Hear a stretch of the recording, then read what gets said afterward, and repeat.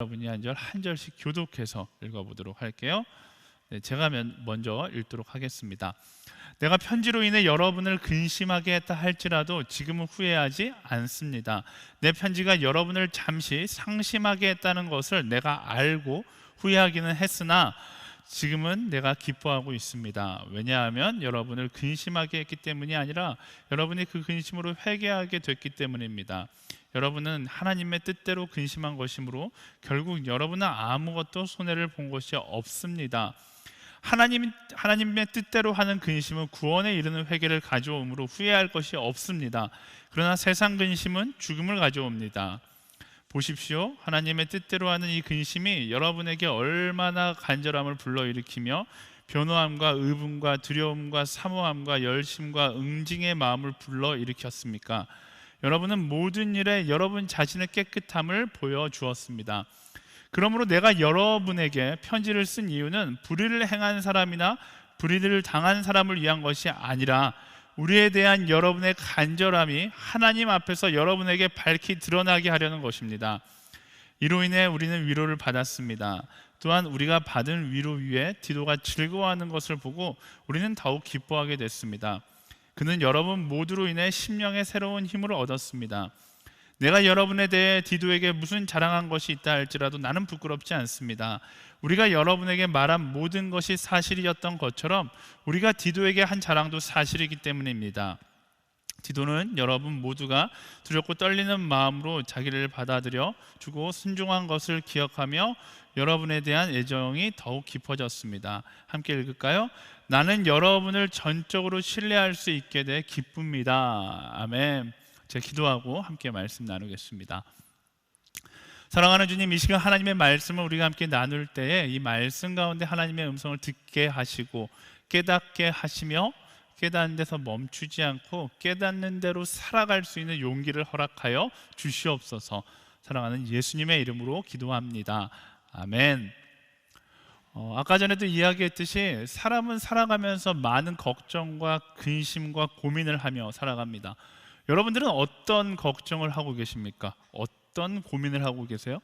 제가 리더십들한테 물어보니까 학점에 대한 고민을 많이 한다라고 이야기하고 연애에 대한 고민을 많이 한대요. 그리고 졸업 후 진로에 대한 고민, 취업에 대한 고민이죠. 어떤 친구는 벌써부터 내 집 마련에 대한 고민을 한다라고 하더라고요.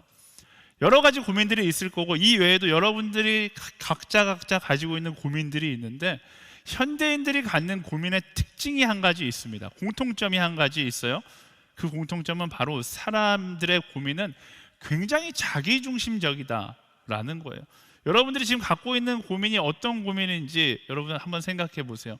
뭐 어떤 사람은 세계 평화를 위해서 고민하고 계시는 분도 있겠지만 가장 내가 절실하게 생각하고 절실하게 고민하고 있는 것들 거의 대부분은 굉장히 자기중심적인 고민일 때가 많죠. 고민의 중심에는 언제나 내가 있고 그 고민은 결국 내가 무엇을 입을까, 무엇을 마실까, 무엇을 입을까, 결국 내일 나의 일에 관련되어 있을 때가 굉장히 많습니다.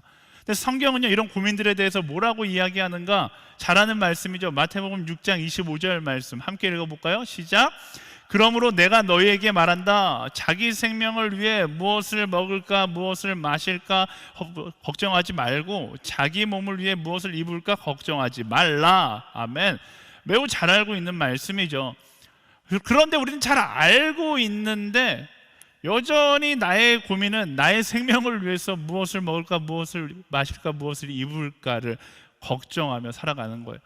더 정확하게 말하면요 무엇을 먹을까 마실까 입을까 걱정하는 건 아니죠. 여러분 못 먹어서 힘든 사람 지금 이 자리에는 없을 거예요. 대한민국에서 요즘에 못 먹어서 힘들고 못 입어서 힘든 사람을 찾기는 쉽지 않습니다.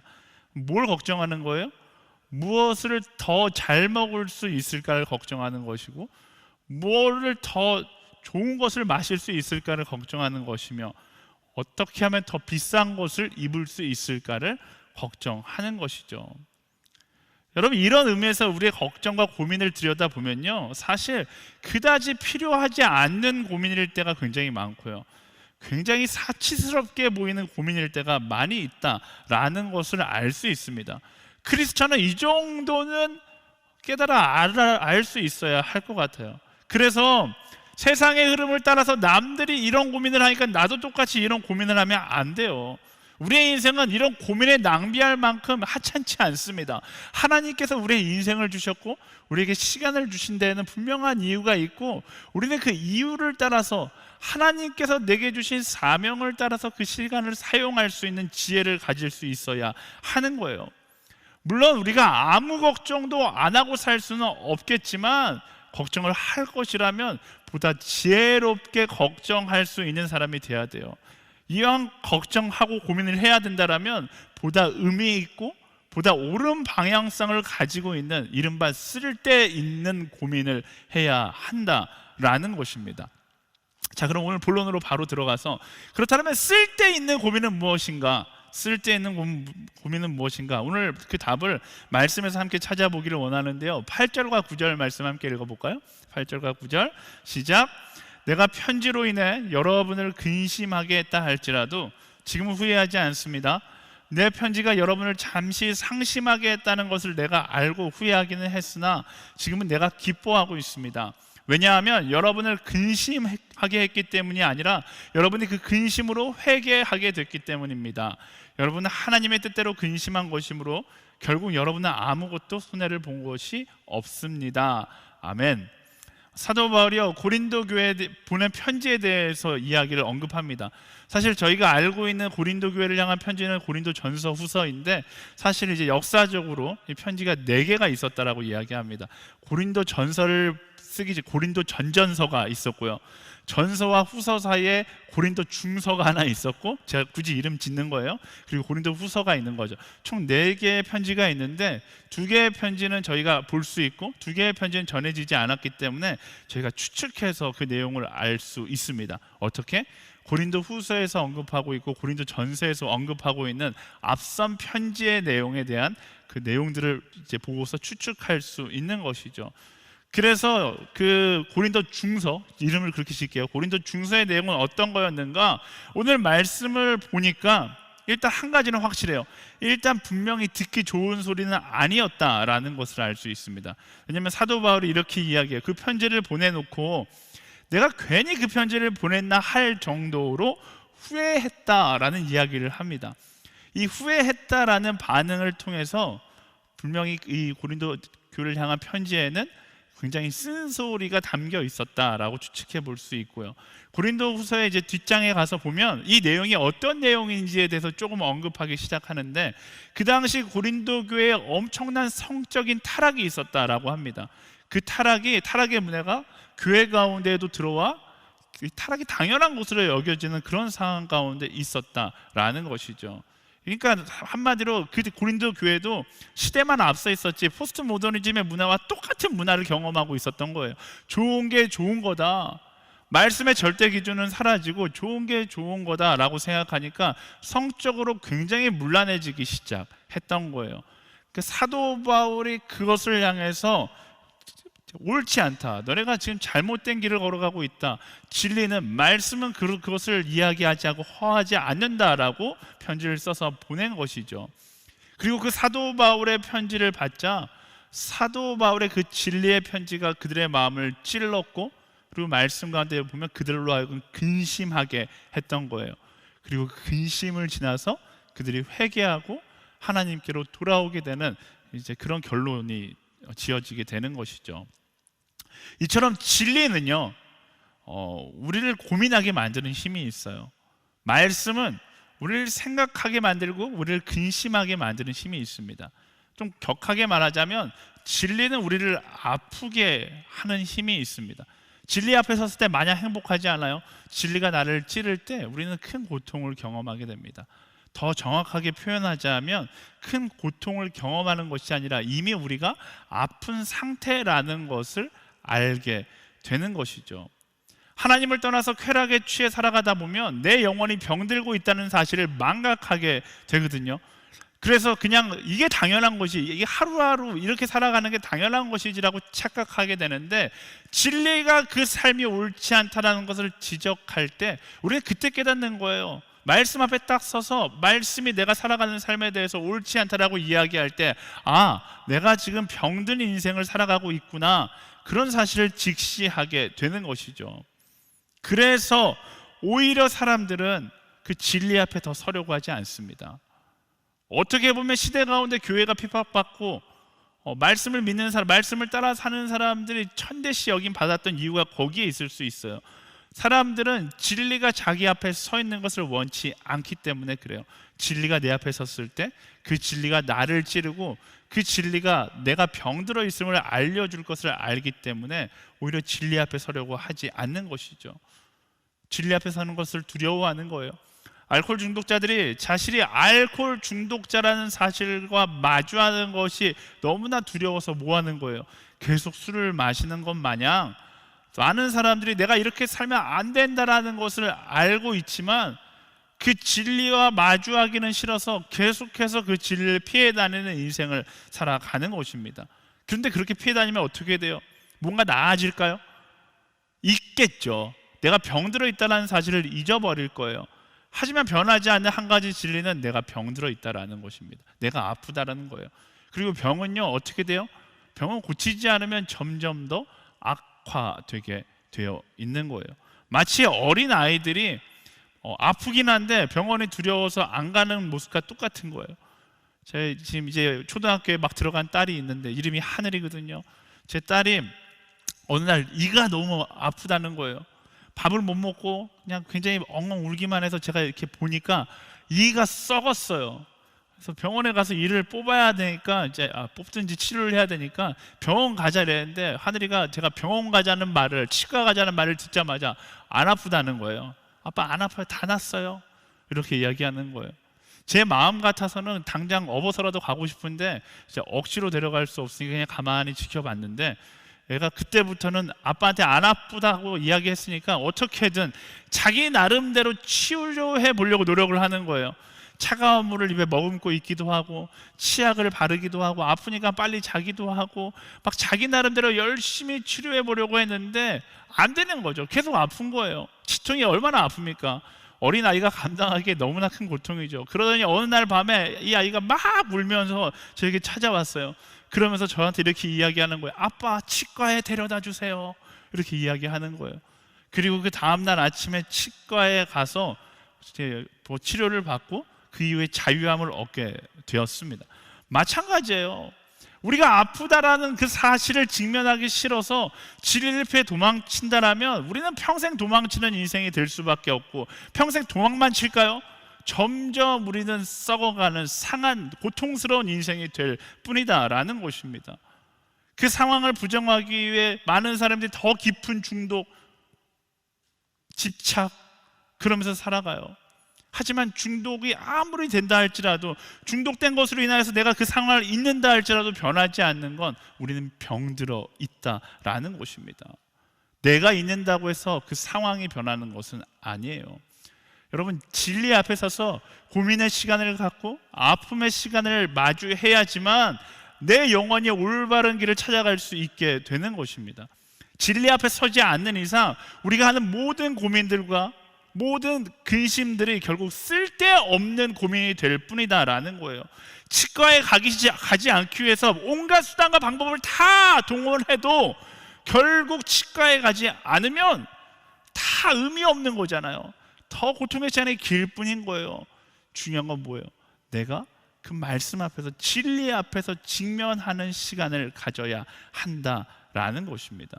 많은 사람들이 착각해요.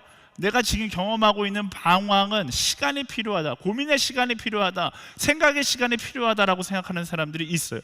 대학생들 가운데도 그런 사람들이 있어요. 지금 내가 방황하고 있는 것은, 내가 세상 가운데에서 지금 계속해서 근심하며 살아가는 것은 결국 시간이 해결해 줄 것이다 라고 착각하는 사람이 있어요.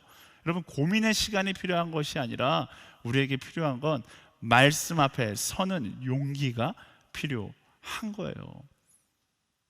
여러분, 내가 옳은 길로 가고 있는지 내가 판단하는 것이 아니라 진리 앞에 서서, 말씀 앞에 서서 그 말씀에 나를 비추어 보는 것이죠. 그리고 내가 옳은 길을 가고 있는지 그 말씀에게 묻고 그 말씀을 따라 나아가는 그런 한 사람 한 사람이 되기를 소망합니다.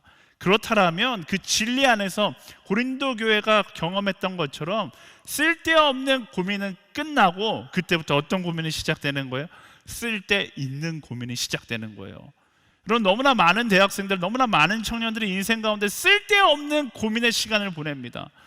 말씀 앞에 서서 쓸데없는 고민의 시간을 끝내고 쓸데있는 고민의 시간을 시작해야 하는 것이죠. 쓸데없는 고민을 가지고 사느냐, 쓸데있는 고민을 가지고 사느냐, 이건 굉장히 중요한 문제예요. 왜냐하면 세상의 근심, 쓸데없는 근심이 이끄는 곳과 하나님의 뜻대로 하는 근심, 쓸데있는 근심이 이끄는 길은 전혀 다른 길이기 때문에 그래요. 오히려 반대 방향의 길이기 때문에 우리가 어떤 것을 선택하는가는 우리 인생 가운데 굉장히 중요한 요소입니다. 10절 말씀을 읽어볼까요? 10절 말씀 시작. 하나님의 뜻대로 하는 근심은 구원에 이르는 회개를 가져오므로 후회할 것이 없습니다. 그러나 세상 근심은 죽음을 가져옵니다. 아멘. 하나님의 뜻대로 하는 근심은 회개를 가져온다라고 이야기합니다. 그러나 세상의 근심은 무엇을 가져오는 거예요? 우리에게 후회를 가져오게 하는 것이다 라는 것을 말씀이 이야기하고 있어요. 크리스천에게 어울리지 않는 두 가지 단어가 있다면 우연과 후회예요. 전 여러분들의 인생 가운데 이 단어가 사라지게 되기를 간절히 축원합니다. 하나님을 믿잖아요. 하나님께서 모든 것을 만드셨고 모든 것을 운행하시고 지금 이 순간에도 우리와 함께 하신다는 것을 믿는데 그 하나님의 인도하심을 따라 사는 그리스도인에게 우연이란 단어가 어울릴까요? 우연은 어울리지 않는 단어죠. 또 마찬가지로 우리가 나누었듯이 그가 우리의 모든 과거를 아시고 우리의 상처와 부끄러운 기억들로 가득 찬 그 과거를 통해서 뭐 하신다고요? 깨진 질그릇 이야기했잖아요. 그분의 빛나는 통로로 사용할 것을 알기 때문에 그리스도인의 인생 가운데 후회라는 단어가 필요 없는 거예요. 그 말씀 앞에서, 그 하나님 앞에서, 진리 앞에서 우리가 해야 하는 것은 무엇인가? 후회가 아니라 오늘 말씀이 이야기하는 후회를 넘어서 온전한 회개를 할 수 있어야 하는 것입니다. 우리가 회개하고 원상복귀, 하나님의 사랑하는 자녀로 그분의 계획하심을 따라 오늘과 내일을 살아가는 존재로 나아가게 되기를 하나님께서 원하시고 계신다라는 거예요. 창조하신 모습 그대로 돌아가는 것이 회개고요. 후회는 뭐예요? 그냥 과거를 돌아보면서 야, 내가 그때 저랬지라고 생각하는 게 후회예요. 하나님께서 원하시는 건 과거를 보면서 내가 잘못했구나 이게 아니라 뭐예요? 회개, 완전히 돌아서서 하나님의 방향으로 나아가는 것을 원하신다라는 것입니다. 그런데 세상은요, 끊임없는 후회의 연속을 하는 것을 보여줍니다. 많은 사람들이 다들 과거를 그리워하면서 살아가요.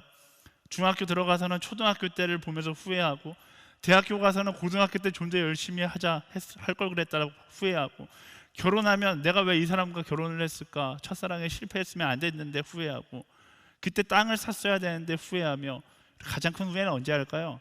죽음 앞에서 내가 똑바로 살 걸 생각하면서 후회합니다.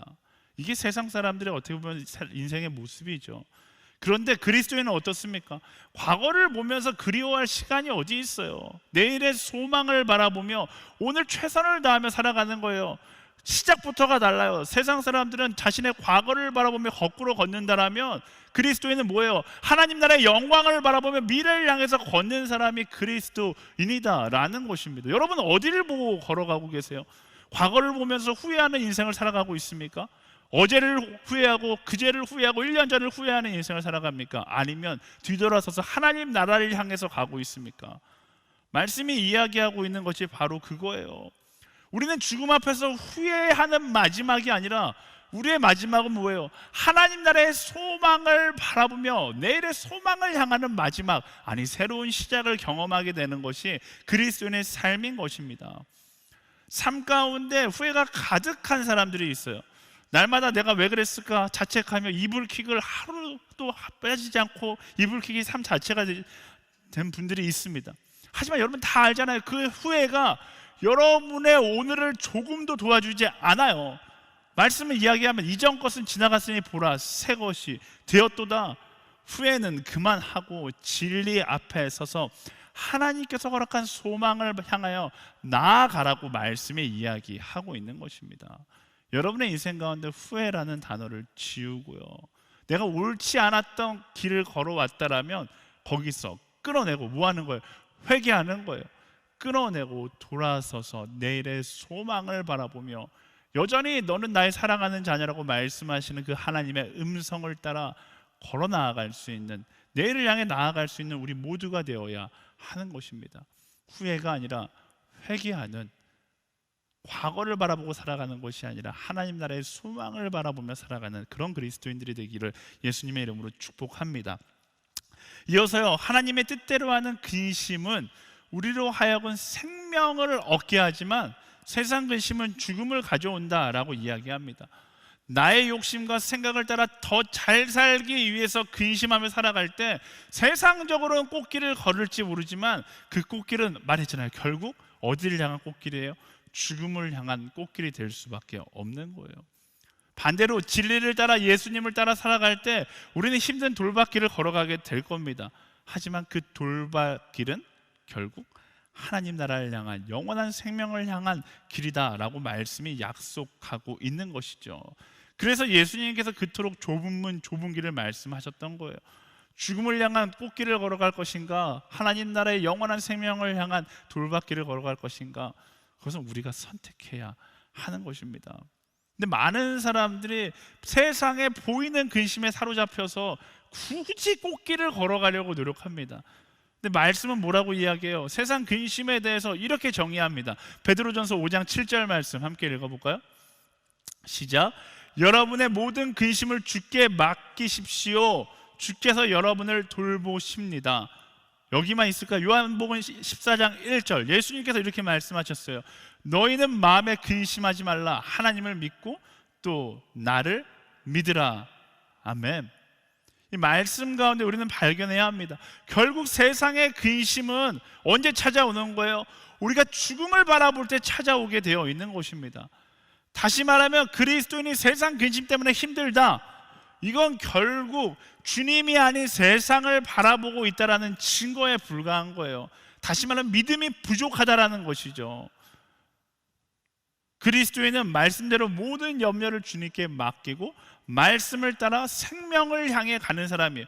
죽음을 향해 가는 사람이 아니라 하나님 나라의 영원한 생명을 향해 가는 사람이다 라는 것입니다. 세상 근심 걱정으로 힘든 인생을 살고 있으세요? 그런 사람, 하루하루 살기가 너무나 많은 걱정과 근심 때문에 살기 힘들다. 제가 여러분들에게 이렇게 아주 단호하게 이야기할 수 있는 것은 세상의 근심과 걱정이 많아서 힘든 것이 아니라 내 믿음이 부족해서 힘들다라는 것입니다. 생명 대신 예수 그리스도를 바라보며 그 헛된 근심으로부터 벗어나는 참된 믿음을 소망하는 사람이 되어야 하는 거예요. 어떻게? 내 뜻대로 살고 싶어서 근심하는 인생을 멈추는 거예요.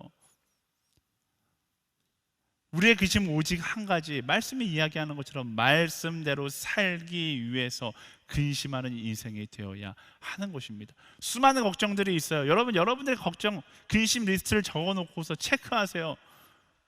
이 근심이 내가 잘 살기 위해서 하고 있는 근심인지, 아니면 말씀이 이야기하고 있는 하나님께서 주시는 근심인지.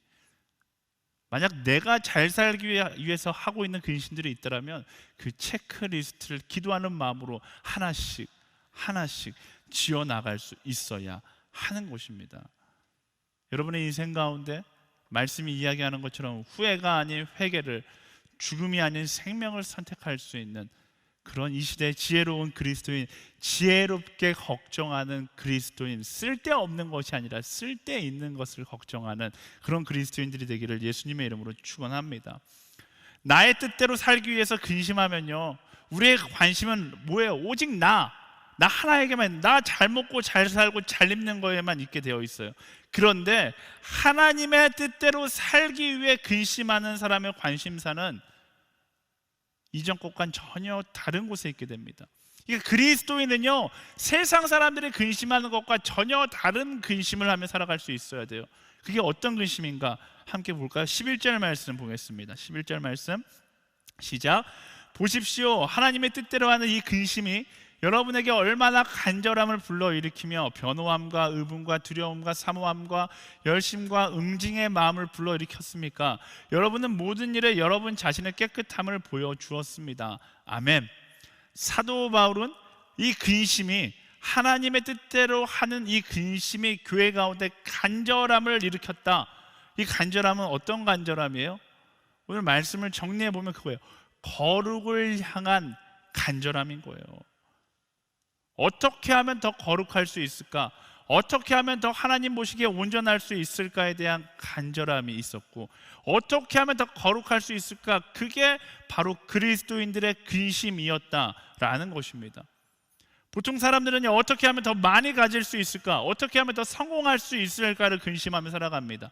그러다 보니까 그 근심에 밀려서 자연스럽게 우리 안에 있는 정직과 거룩은 타협되어지거나 무시되어지고 어느 순간 흔적도 없이 사라져버리는, 야, 넌 양심도 없냐?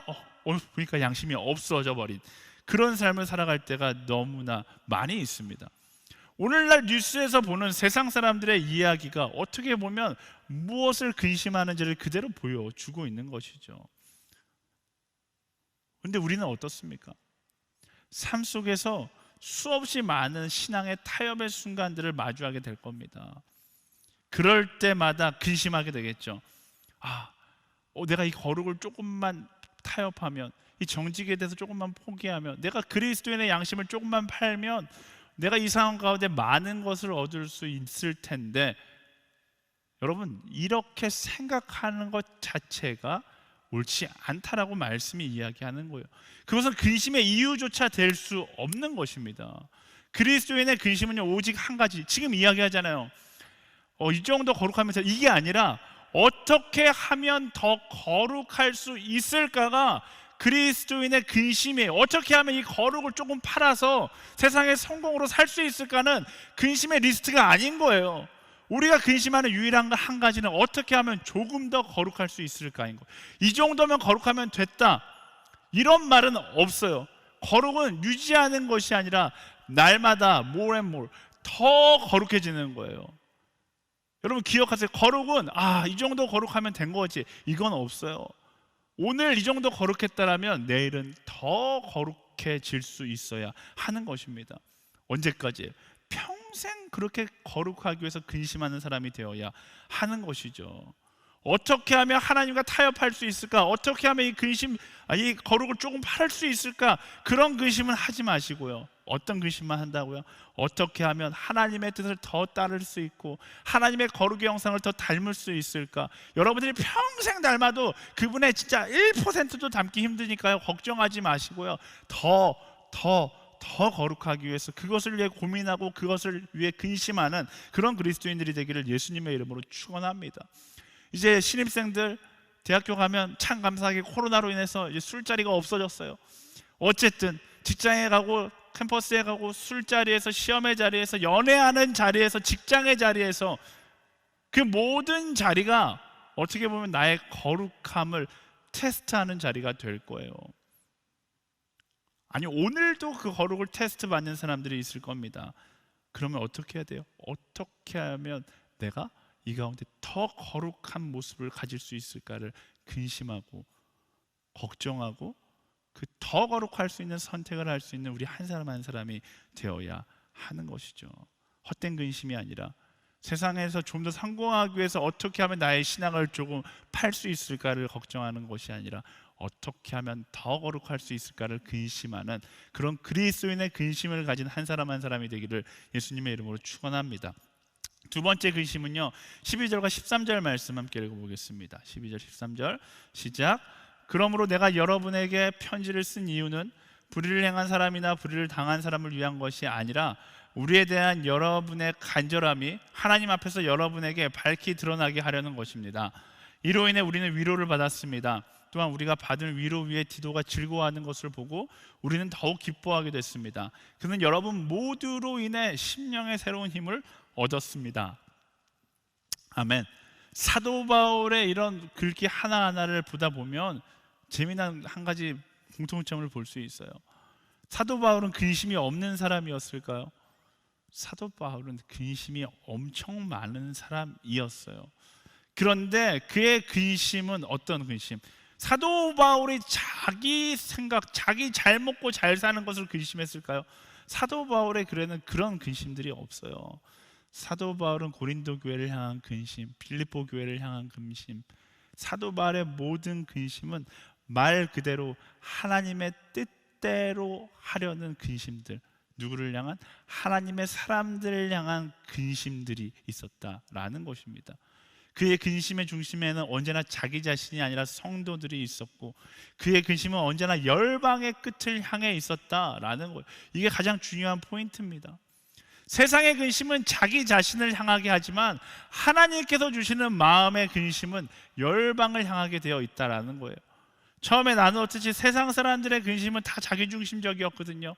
근데 그리스도인의 근심은 말씀 중심적이고 사명 중심적이다라는 것입니다. 그리스도인의 고민은 언제나 예수님과 같이, 사도 바울과 같이 더 많이 사랑하고 더 많이 복음을 전하는 것을 향해 있어야 하는 거예요. 코로나 시대가 돼서 지금 어떻게 보면 초개인주의 시대가 되어버렸습니다. 사람들은 다른 사람 인생에 관심이 없어요. 집안에 있는 나의 인생에만 관심이 있죠. 근데 이런 시대 가운데에도 그리스도인은요, 여전히 우리의 관심은 어디를 향해 있어야 돼요?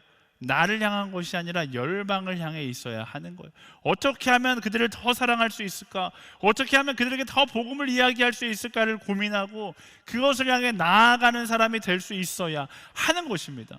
아무것도 할 수 없으니까 포기하고 그냥 나부터 잘 먹고 잘 살아보자, 이런 것이 아니라 어떻게 하면 이 어려운 상황 가운데서 예수 그리스도의 사랑을 이야기할 수 있을까를 고민하는 것, 그게 바로 그리스도인의 당연한 모습이다라는 거예요.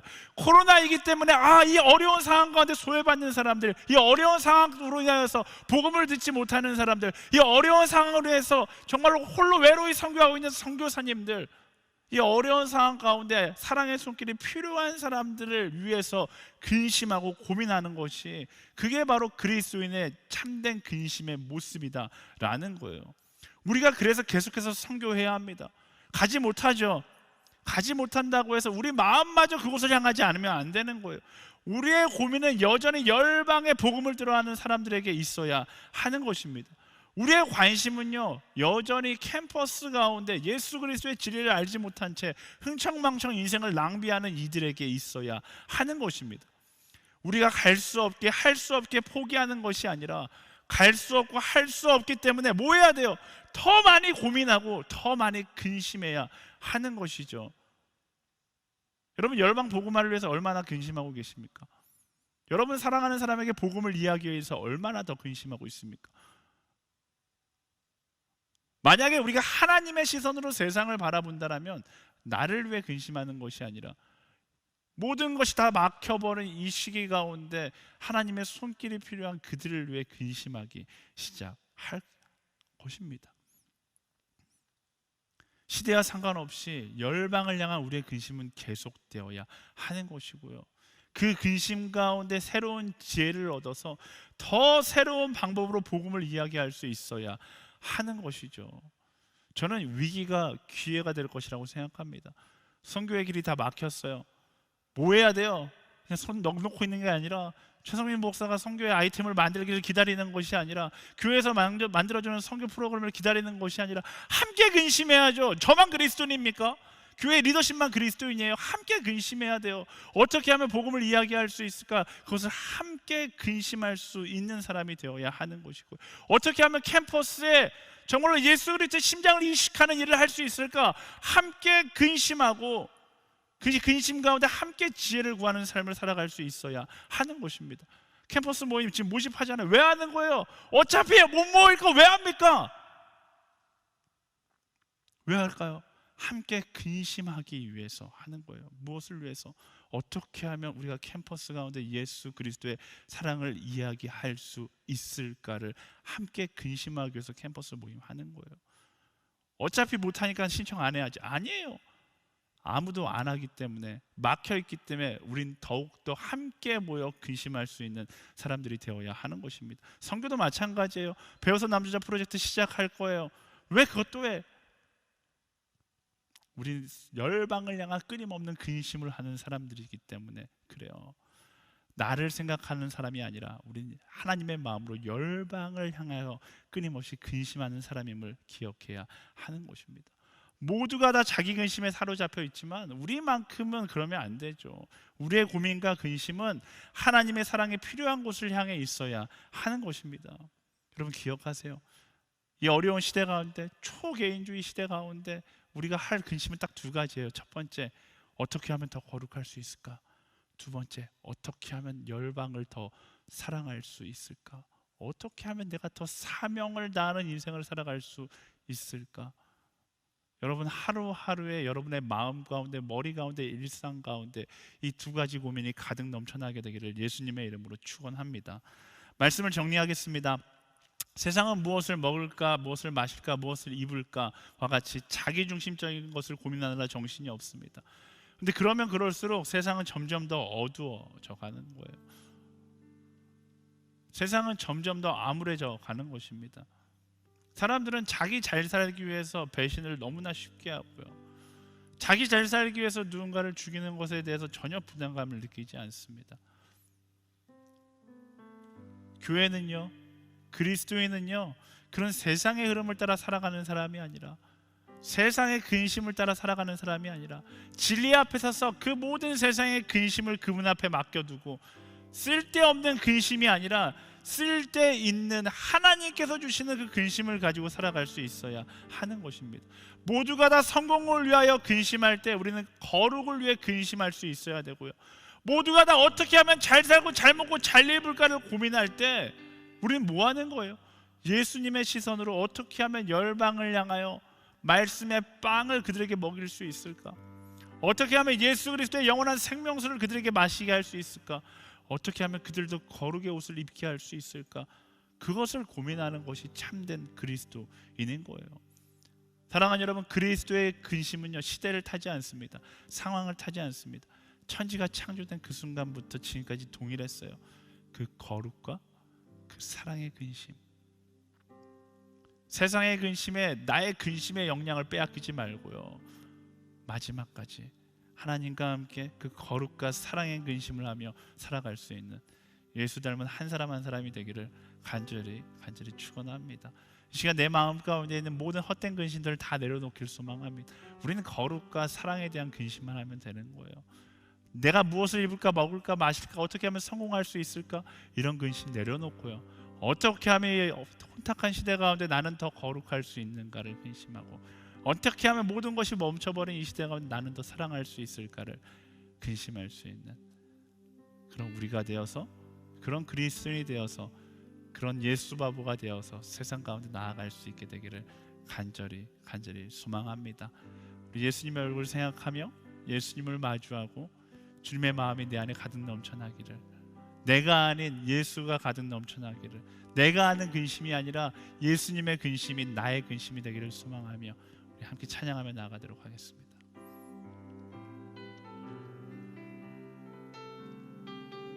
보소서 주님, 보소서 주님, 나의 마음은 선한 것 하나 없습니다. 그러나 내 모든 것 주께 드립니다. 사랑으로 안으시고 날 새롭게 하소서. 보소서 주님, 보소서 주님, 나의 마음을 선한 것 하나 없습니다. 그러나 내 모든 것 주께 드립니다. 사랑으로 안으시고 날 새롭게 하소서. 주님 마음 내게 주소서. 내 아버지 주님 마음 내게 주소서. 나를 향하신 주님의 뜻이 이루어지도록 주님 마음 내게 주소서. 주님 마음 내게 주소서. 주님 마음 내게 주소서. 내 아버지 주님 마음 내게 주소서. 나를 향하신 주님의 뜻이 이루어지도록 주님 마음 내게 주소서. 이 시간 우리 가슴에 두 손을 얹고 함께 기도하며 나아가기를 원합니다. 함께 기도하며 나아갈 때 하나님, 나의 헛된 근심 내려놓고 내 안에 예수와 함께 근심하는 거룩을 향한 근심, 열방을 향한 하나님 마음에 하나님의 그 사랑의 근심을 함께 동참할 수 있는 내가 되게 하여 주시옵소서. 무엇을 입을까 먹을까 마실까 염려하는 세상의 근심과 걱정을 내려놓고 예수 그리스도의 마음을 품고 예수님과 함께 근심하며 함께 고민할 수 있는 우리가 될 수 있도록 인도하여 주시옵소서. 나의 헛된 마음을